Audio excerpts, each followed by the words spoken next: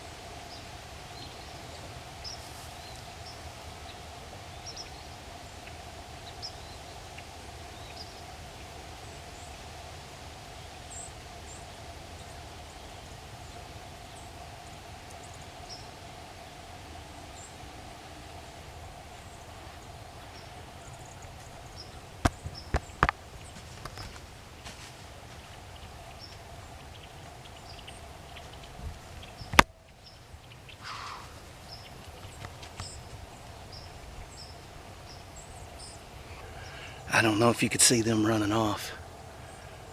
They were at 15 yards. And it was a doe and a yearling. I wanted to let them get on past me, and they were right here at the break of this little ridge I'm on.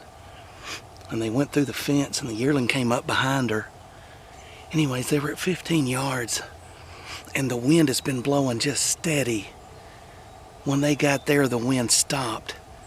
It started blowing across the back of my neck. It's been daylight for over an hour and a half. That's the first time the wind has not blown straight out of the east, southeast here along the river. Could have killed either one of them, but I was hoping they had a buck behind them. That's why the wind is swirling. That front's almost on top of us. I'm not against shooting does.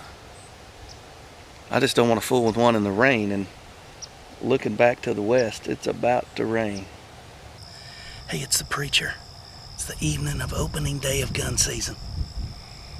We're down here along the Arkansas River again.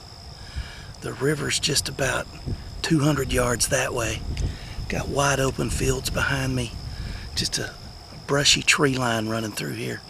We just built a little brush blind, and somebody across the river decided it was a good day to start target shooting. Anyways, I'll turn you back on if we get some action. I got the mount clamped to my gun, to my scope. So I don't know how well this will work, but we're going to monkey around and see if we can make something happen.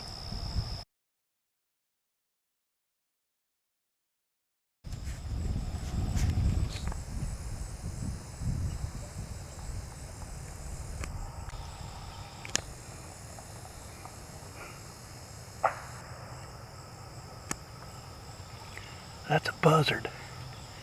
He's been sitting there about 2 foot off the ground all day. I don't know if he's got a broken wing or what.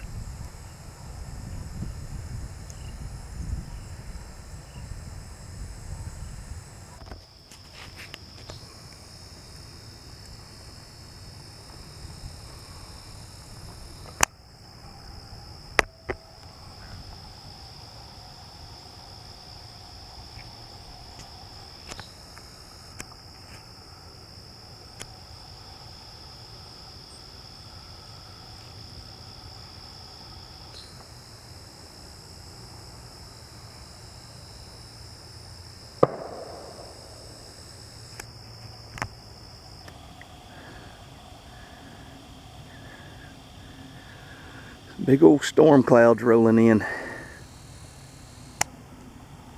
Man, well, you can see them. That's not the tree line, that's storms. There's some trees. All right, I'm gonna recap this hunt right here and wrap up this video. Boring evening until the last 15-20 minutes of shooting light, and then everything happened. I showed you a doe out in the field. That doe was about 350, 400 yards out. And she was straight downwind from me, but didn't seem to bother her. She went on by and got in some tall grass. But I saw her 2 or 3 times looking back behind her where she was coming from. So I was thinking, all right, there's going to be a yearling come through or maybe a young buck chasing her. So I was trying to see if you guys still had enough light. You can see the skyline, but you couldn't see anything in the field. While I was monkeying around with the camera, I looked up and I could see a body, and I knew just from looking at the body, I'm like, that's a good buck. And so I looked through my scope, and sure enough, it was a good buck. I couldn't count points. He never turned and looked directly at me. I couldn't see his spread, but he had a pretty good set of horns on him. And he was following her, and they all went right straight downwind from me about 400 yards out. And he got in between me and some trees, and I couldn't see him. And then I saw him trucking it back to the timber. So I think he got a whiff of me and went back to the timber. But I didn't want to shoot, and I still don't want to shoot 400 yards down here with a 243. I know some of you are like, I'd take that shot every day. Well, you might, but I don't. So he went back in the timber. So I'm still looking, trying to figure out where the doe went. Is she still out there? Is he still interested in her? I mean, I don't know. I caught something out of the corner of my eye, and I looked back to the east, which is the opposite direction of where I've been facing. And I saw something running right at me. I was like, what in the world, you know? So I spun around and got my gun up while I was still on 10.5 power. And I thought it's a coyote, but no, it wasn't. It was a doe, and she was just screaming. And she was a lot further away than I thought when I first saw her, but she ended up running non-stop up to about 25 yards of me. I thought she was going to run right over the top of me. At 25 yards, she stopped and looked back and then started walking around and fed underneath a tree for the last 10 minutes of shooting light, 45 yards from me. She wasn't in my wind. She was just on the outside of it. And then finally she hopped the fence and went off into the taller grass, headed in the same direction the buck and the doe were headed. I didn't think I would see big bucks out in that big open field that early. I expected them to kind of hang around where I was in the edge of the timber.